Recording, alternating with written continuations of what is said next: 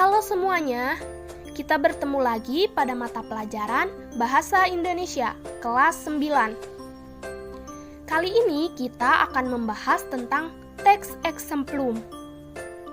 Sebelumnya, ada yang tahu apa itu teks exemplum? Teks exemplum adalah suatu teks yang menceritakan perilaku tokoh di dalam sebuah cerita.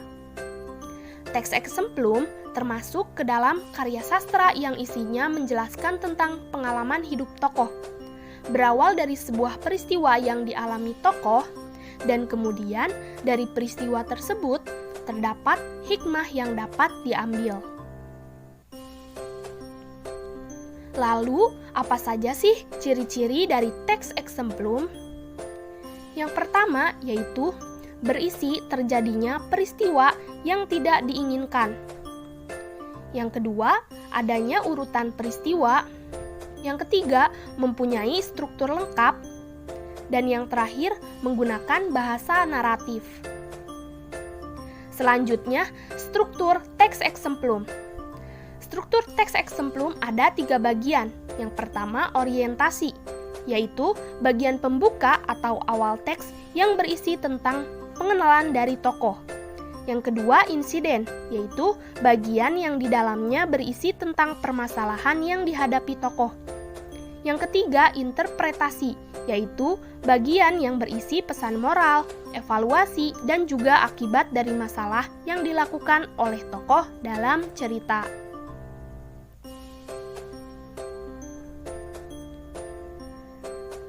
Selanjutnya yaitu kaidah kebahasaan teks exemplum. Yaitu yang pertama, menggunakan kata keterangan tempat, waktu, tujuan, dan cara. Yang kedua, menggunakan kata hubung intrakalimat seperti dan, atau, karena, dengan, dan sebagainya. Dan menggunakan kata hubung antar kalimat seperti akan tetapi, oleh karena itu, kemudian, dan sebagainya. Yang ketiga, menggunakan kalimat majemuk dan bertingkat. Selanjutnya yaitu karakteristik teks exemplum. Yang pertama, isinya itu berupa sebuah kejadian atau peristiwa mengenai hal yang tidak sering terjadi. Yang kedua, membuat sang tokoh merasa menyesal atas kejadian tersebut. Yang ketiga, penulis ada di dalam tulisan tersebut, yaitu pada bagian interpretasi serta koda. Yang terakhir, terdapat nilai-nilai yang dapat dijadikan pelajaran bagi tiap-tiap pembaca. Nah, selanjutnya, yuk kita lihat contoh teks exemplum. Di sini ada contoh teks yang berjudul Putri Tangguk. Alkisah di Desa Bunga Tanjung ada seorang perempuan tua yang mempunyai huma.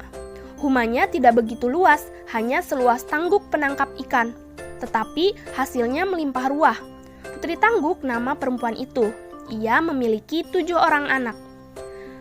Pagi yang masih dingin tidak menghalangi Putri Tangguk dan suaminya pergi ke sawah untuk menuai padi demi memenuhi kebutuhan keluarga. Jalan menuju huma yang mereka tuju sangat licin, sehingga Putri Tangguk beserta suami dan anak-anaknya sering tergelincir. Bahkan anak-anaknya ada juga yang terjatuh.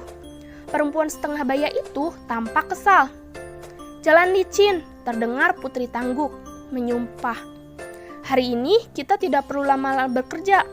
Padi yang tertuai kita tumpahkan di jalan ini sebagai pengganti pasir. Besok kita masih dapat menuai padi," kata Putri Tangguk sambil menggerutu. Padi yang sudah tertuai mereka taburkan di sepanjang jalan yang mereka lalui. Mereka berharap jalan yang selalu mereka lalui tidak licin lagi. Pada suatu malam anak Putri Tangguk terbangun dan menangis meminta nasi untuk makan. Putri Tangguk pergi ke dapur untuk mengambil nasi. Ketika tutup periuk dibuka, Putri Tangguk terkejut karena tidak ada nasi di dalamnya.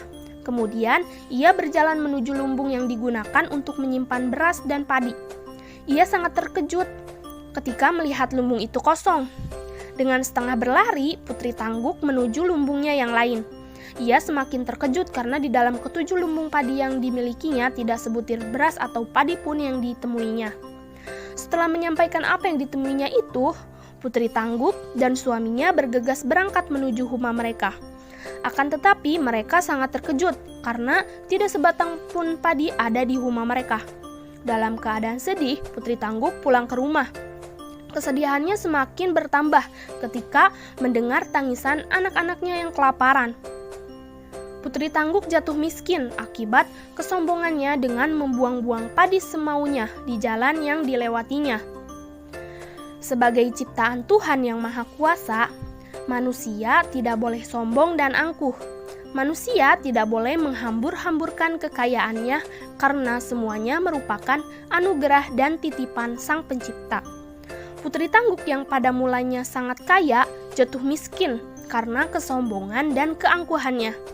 Ia tidak mensyukuri kekayaan yang telah diberikan Tuhan kepadanya.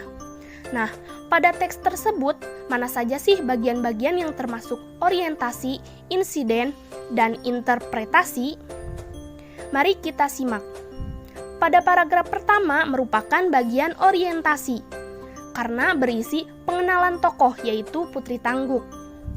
Selanjutnya pada paragraf 2, 3, dan 4 merupakan bagian insiden, karena berisi peristiwa atau kejadian yang dialami oleh Putri Tangguk dan keluarganya. Paragraf terakhir merupakan bagian interpretasi. Pada paragraf terakhir, penulis memberikan pesan dan hikmah yang dapat diambil dari kejadian yang dialami oleh Putri Tangguk dan keluarganya. Nah, sekian penjelasan materi kali ini. Terima kasih, semangat terus, dan selamat belajar.